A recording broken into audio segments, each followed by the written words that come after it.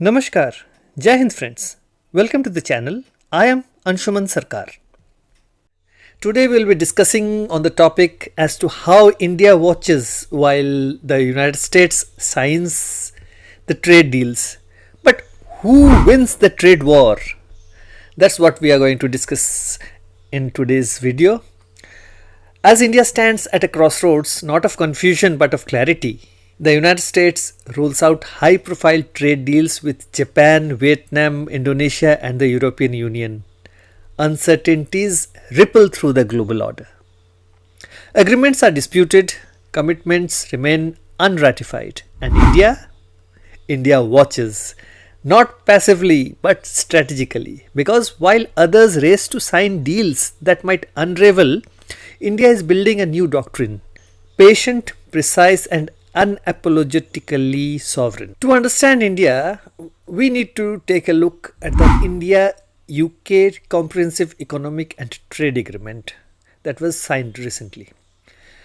India's clarity begins with its landmark trade pact with the United Kingdom, the Comprehensive Economic and Trade Agreement signed in July 2025. India's Commerce Minister Piyush Goyal and UK Trade Secretary Jonathan Reynolds sealed the deal in London, offering near total tariff-free access for Indian goods in the United Kingdom market. In return, India provided phased entry to UK luxury vehicles, whisky, and telecom services, all without compromising its core sectors.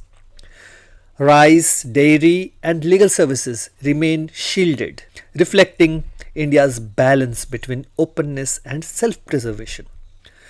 With UK firms now able to bid on Indian government tenders without opening local offices, India signaled its readiness to modernize trade but on its terms.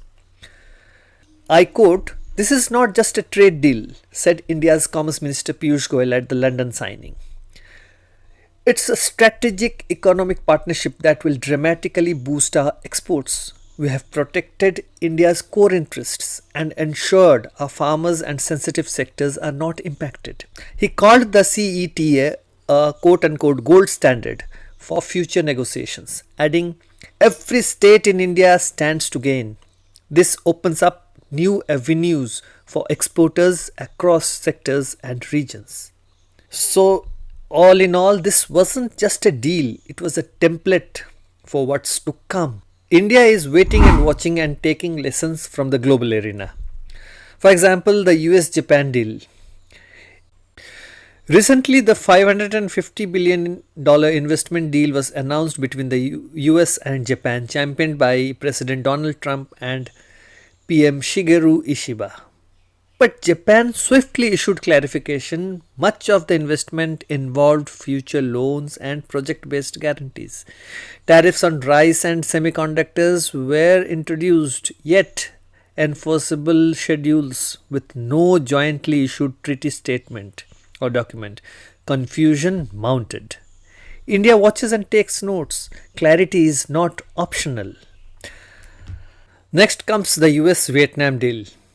Unratified promises. From Hanoi came another lesson. Vietnam was offered zero tariff access for US goods while facing a steep 20% tariff on its exports.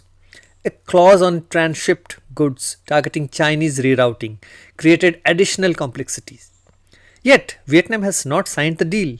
Internal concerns over a potential 33% decline in electronics and garments exports stalled the process. India learns momentum must never override due diligence. Next comes the US-Indonesia deal. It's an unstable framework.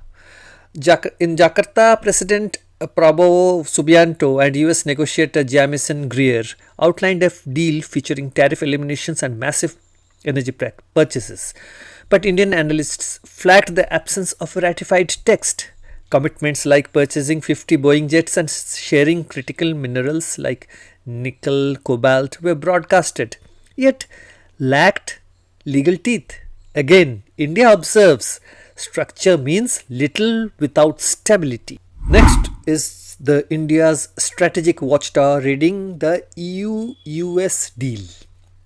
India's strategic lens doesn't just scan the deal itself, it zooms in on the fractures within Europe.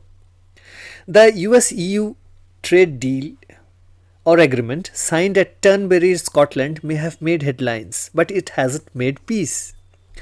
The deal still requires approval from all 27 EU ambassadors who met in Greenland for an emergency teleconference just hours after the signing. And not everyone is convinced.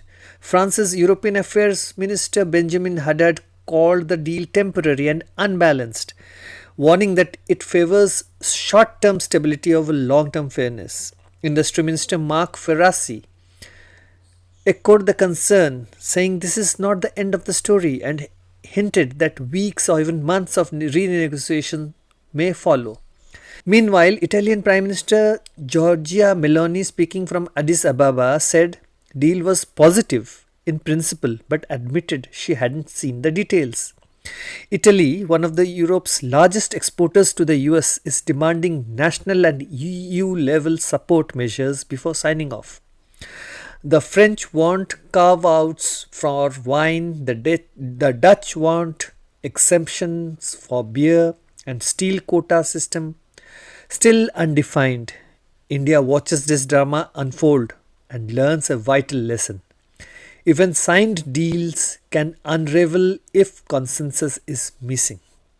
And in trade, unity isn't just a virtue, it's a requirement. Now let's focus on India-US trade talks, strategy over speed. India's own engagement with the United States is not a reactive sprint, it's a deliberate march. In April 2025, Trump issued a warning 32% tariff could hit Indian pharma, IT and textiles. India's reply wasn't protest, it was precision. Commerce Minister Piyush Goyal led quiet talks in Washington. India seeks zero tariff pathways for its tech and medicine exports while pushing back against rush access to agriculture and automobiles. The guiding principle, written agreements, no photo ops. Where Vietnam and Japan faced confusion, India builds clarity. Next, let's focus on India-EU Free Trade Agreement, building from strength. India's talks with the European Union began long before other deals surfaced. In May 2025, Commerce Minister Piyush Goyal met Trade Commissioner Maros Sefcovic in Brussels. External Affairs Minister Jaishankar confirmed progress during the GMF Brussels Forum, aiming for year-end signing. India is pushing its strengths, textile, IT and pharmaceuticals.